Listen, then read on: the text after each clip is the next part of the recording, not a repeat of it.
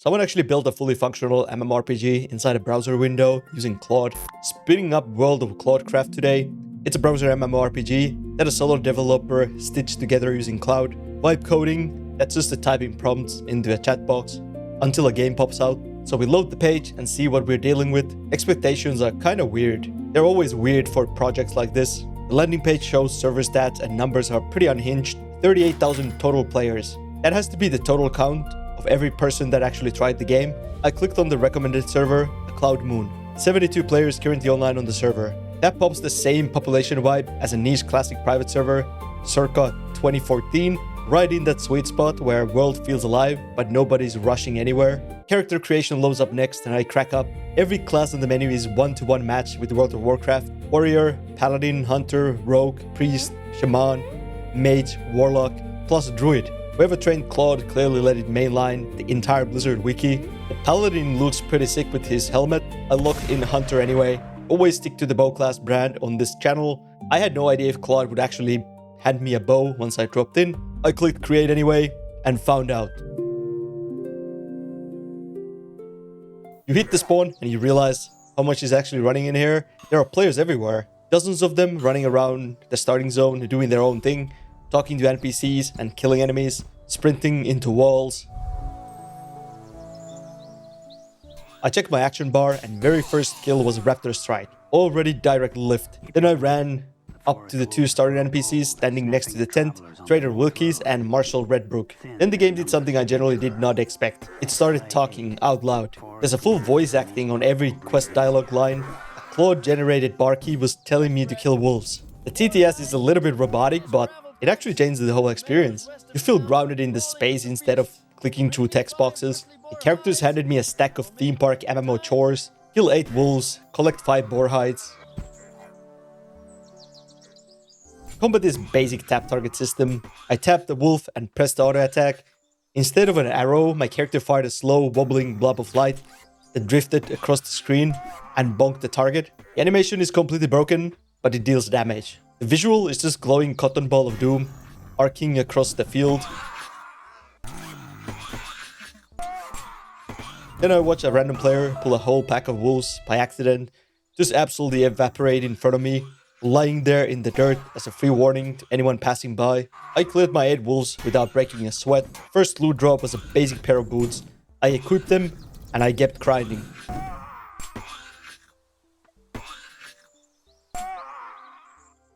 I also noticed random players running past me had a guild tags floating under their name. There's an actual guild system working inside a vibe-coded browser game. Whoever stitched this together went way further than the minimum viable test. It was done, turned in for 250 experience and 75 copper. The grind begins. Careful where you step in the eastern woods. I opened up my spellbook and the rip became obvious. Every skill in there is straight World of Warcraft copy. Aspect of the Hawk, Serpent Sting, Arcane Shot, identical names, identical tooltips. Claude literally scraped the database and dumped it straight into the engine. I went back out and started farming boars for my hides. They were tougher than the wolves, their aggro range is huge. Step anywhere near the boar and it charges you immediately. Then I noticed something weird with the bandits. When one of those humanoid mobs got low on health, it didn't just sit there and die. It turned around and bolted back towards its spawn point. A real flea behavior, not just the scripted retreat. I did not expect that level of kind of enemy logic to actually be wired in. That's the kind of detail that normally takes a designer sitting there tuning floats for hours. I got so excited about the fleeing mobs, I just started jumping around the map. The simple ability to jump in a browser game hits weirdly hard. I kept grinding boars, my health was regenerating quite fast. It kind of felt like a generous early game buff, or maybe the game is just broken. I didn't really care. I hit the level 3, feeling good. We did another quest pickup, Trouble at the Lake, a bandit wanted dead, Gorak, the Ruthless. I assume it would be easy. I found the camp and ran in at level 4. Gorak was level 6. Big mistake. No potions, terrible damage. I tried to solo him and he chunked me for half my health in 2 swings. Desperate flee out of the camp, survived with exactly 11 hit points. I sat in the dirt and chewed my tough jerky to regenerate felt exactly like the classic World of Warcraft food mechanic, which is expected because they copy-pasted so much from the World of Warcraft here. I hit level 4 after that run, Aspect of the Hawk unlocked, Serpent Sting unlocked, a bandit quest had given me the Dirk weapon, and my DPS jumped from 1.6 to 3.5. I chewed through the old grey wolf miniboss like he was paper, easy content. The kind of small upgrade punch you only get when each new weapon meaningfully moves the needle. I miss that feeling in kind of a modern MMORPGs. Spent 20 minutes grinding the bandits to hit level 5. Went back and popped Gorek clean. Got a shadow jerking as a quest reward. Felt like a god. Gorek is dead. Then the veil is free of his shadow. You have done easy. Ran back to town and sold my junk. Stared at 25 silver like I just hit the lottery. Then I noticed something that broke my brain a little. A level 20 character was running around the starting zone, perfectly pathing between spawns, insta-killing every level 5 mob in sight. Stopped and watched the pathing for a full minute. What if that wasn't a player? What if the entire server population is an AI agent, populating the world to make it feel alive, acting as a filler, generating the illusion of real multiplayer world for one human actually logged in? I joined the party with the level 20. They gave me experience by killing the mobs. Then they turned around and sprinted face first into a wall, stood there grinding. I am convinced that was a hallucination Claude produced mid-session. The future of MMOs might literally be talking to AI agents, playing alongside you while you think you're only real person in the lobby.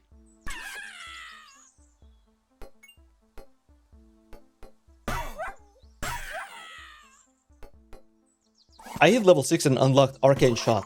Moved into the next zone and started pulling skeletons. These skeletons make the loudest screaming noise I have ever heard in a video game. My ears hurt every time I pulled a pack. They also stack some damage over time debuffs that drain my health in seconds.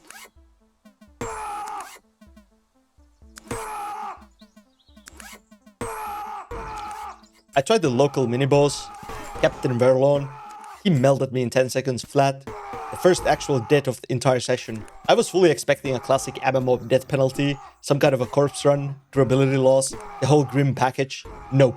Spawned right back at the cemetery with full health and fresh stack of bandages in my bag. There's no corpse run mechanic at all. Hilariously out of step with everything else this game is copying. You die and you just pop right back in existence, ready to go.